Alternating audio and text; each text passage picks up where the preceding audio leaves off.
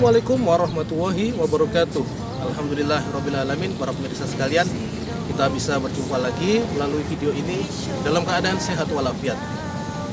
Pada video sebelumnya telah saya jelaskan tentang hukum bacaan nun mati tanwin beserta pembagian-pembagiannya.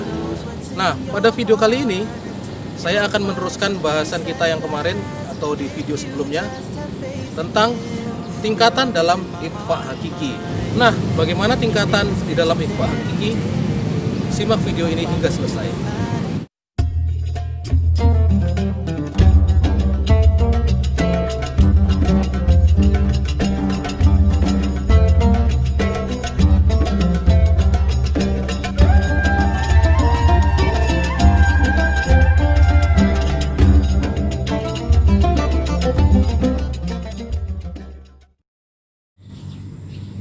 Ya, sebelum kita menuju lebih jauh tentang tingkatan dalam ikhfa hakiki, akan saya ulangi lagi terkait pengertian dari ikhfa hakiki.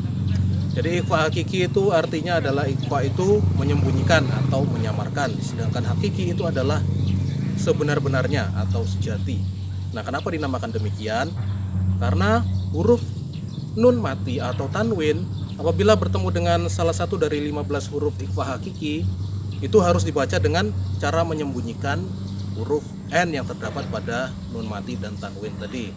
Jadi huruf N-nya itu tidak terdengar jelas, jadi benar-benar tersamarkan. Nah, maka dinamakan ikhfa hakiki. Ikhfa hakiki itu memiliki 3 tingkatan. Yang pertama adalah abad atau jauh. Kenapa dinamakan jauh? Karena posisi keluarnya huruf atau makhorijul huruf dari huruf ini itu berjauhan dengan posisi keluarnya huruf atau makhorijul huruf dari huruf nun atau N. Kalau posisi keluarnya huruf nun itu berada pada tengah-tengah rongga mulut, jadi diantaranya lidah. Sedangkan huruf yang terdapat pada tingkatan abad ini posisinya jauh di pangkalnya lidah, mendekati tenggorokan. Huruf yang terdapat pada tingkatan abad ini ada 2, yaitu qaf dan kaf. Nah, cara membacanya adalah dengan menyamarkan huruf N itu menjadi huruf NG atau eng. Jadi tersamarkan menjadi bentuk NG. Contohnya ada pada kata milkum. Milkum. Nah, di situ ada nun mati bertemu dengan huruf K. Jadi N yang terdapat pada huruf nun mati tadi disamarkan menjadi huruf NG atau eng. Kemudian contoh yang kedua bisa kita lihat pada kata munqalabah. Munqalabah. Di situ ada nun mati bertemu dengan huruf qaf, maka nun matinya disamarkan menjadi bentuk NG. Jadi tidak N lagi tapi menjadi NG. Dan jangan lupa setelah disamarkan harus digunakan atau ditahan selama 2 harokat. Nah, itu tingkatan pertama dalam ikhfa hakiki. Kemudian tingkatan ikhfa hakiki yang kedua adalah aqrab atau dekat. Dinamakan dekat karena posisi keluarnya huruf nun atau huruf N itu berada dekat dengan 3 huruf ini, yaitu ta, po, dan dal. Jadi ini cara membacanya itu dengan menyamarkan, tapi huruf N-nya itu masih tersisa. Jadi masih tersisa sedikit huruf N-nya. Contoh ada pada kata mewutin atau pada kata auta. Auta. Nah, di situ disamarkan huruf N-nya cuma masih tersisa sedikit karena posisinya berada dekat.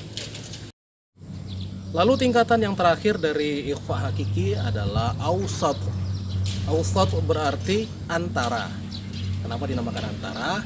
Karena keluarnya huruf-huruf ini itu diantara keluarnya huruf nun atau huruf N. Jadi tempat keluarnya atau makhorijul hurufnya itu berada di antara huruf N atau huruf nun.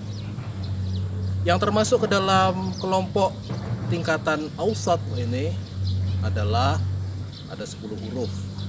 Ada ta, ada jim, ada zal, ada zai, sin, shin, sad, dad, za, dan fa, ada 10 huruf. Cara membacanya ialah dengan menyamarkan huruf N yang terdapat pada nun mati tanwin tadi itu diantara huruf N dan NG. Jadi tidak condong ke NG, tidak condong juga ke N, melainkan berada di tengah-tengahnya atau di antaranya. Contohnya ubal jamma. Nah, di situ ada tanwin an bertemu dengan huruf jim. Maka cara membacanya tadi seperti itu. Ubal jamma, ubal jamma. Jadi tidak condong ke NG, tidak condong juga ke N. Jadi berada di tengah-tengahnya. Kemudian contoh yang kedua, misalnya kata faufurna, faufurna. Situ ada huruf nun mati bertemu dengan huruf shad. Maka cara membacanya tadi seperti itu, faufurna. Dan jangan lupa setiap nun mati atau tanwin yang bertemu dengan 15 huruf ikhfa itu harus digunakan atau ditekan atau ditahan selama 2 harokat. Baik, demikian tadi adalah penjelasan tentang tingkatan dari ikhfa hakiki. Jadi prinsip dasar dalam hukum bacaan ikhfa hakiki ini adalah apabila terdapat nun mati atau tanwin bertemu dengan salah satu dari 15 huruf ikhfa hakiki, maka nun mati atau tanwin tadi disamarkan. Jadi tidak terdengar jelas huruf M-nya. Kemudian yang kedua adalah mulut atau lidah kita sudah bersiap-siap untuk mengucapkan huruf setelahnya.